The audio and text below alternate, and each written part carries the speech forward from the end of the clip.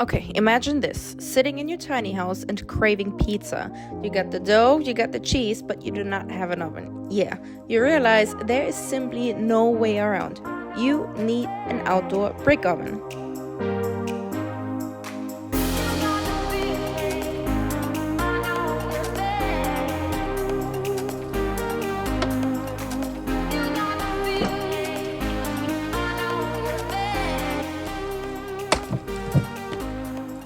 When I started looking into DIY brick ovens, my heart dropped after I realized how expensive they are. I saw prices anywhere from $10,000 and up, and to me, that's just not affordable at this point. So you know me, I'm a DIY queen on a budget. I try to still make it work with what I have. In this video, I am going to break down what I paid in February of 2024. I live in Florida and I did 95% of my shopping at Lowe's. So I did see that you can actually buy pre-made frames and stuff, but I did make my own frame for everything, and I used only 2x4x8s. I used 4 of them, which came out to $15 total. Now, when laying out your concrete foundation, I realized the biggest mistake you could make is not to make sure everything is 100% level, because every centimeter that is off will triple and double the more you work up. So make sure that your foundation starts perfectly level. Moving on, I used and carried 8 bags of 80 pounds of concrete for the foundation. The total for that came out to $51 and 2 weeks of sciatica pain. Besides realizing how weak I am, my takeaway from pouring concrete is that you do want to make sure that your water concrete mix ratio is always on point.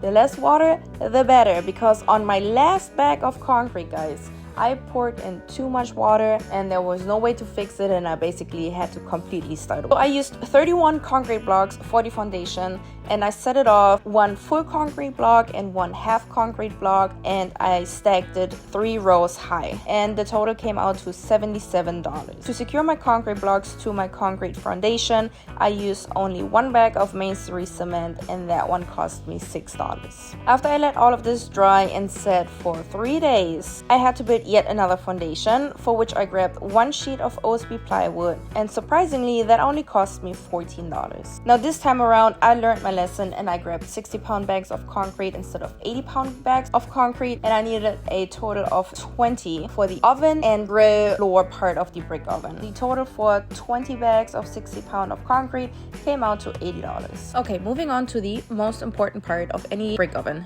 the bricks. The fire bricks, red clay bricks, whatever you want to call them. I want to start off with that I could not find them anywhere in any store. I checked Lowe's, Home Depot, Tractor Supply. I could not find any fire bricks in any store. The only option that I had was to order them online at Lowe's, and I wasn't even able to have them delivered to the store.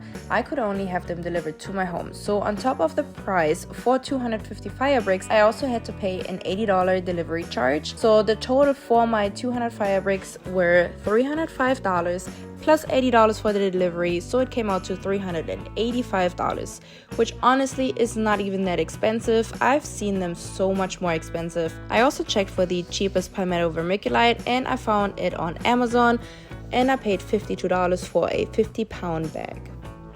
You know, me being cheap is my specialty, so I used clay from my backyard and I just mixed it with cement and ashes, so that was free.